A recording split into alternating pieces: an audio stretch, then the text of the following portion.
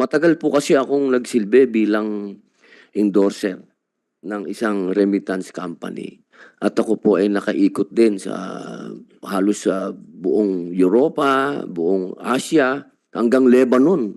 Habang naggegera po doon, nakapunta po tayo.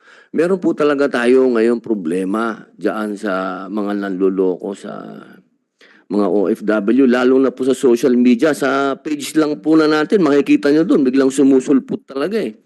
Siguro po, tama po yung sinabi ninyo, Senator, na magkaroon talaga dapat tayo ng matinding parusa dito sa mga gumagawa nito dahil tinatawag nating mga bagong bayani ito.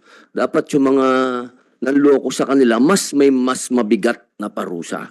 Marami po tayong kilala na mga naloloko po nito. Katunayan, madalas ko po itong pinararating sa ating kaibigan na si Arnel pagka may mga ganitong mga ganap po. Kaya totoo po yung sinabi ninyo, mahal na senador.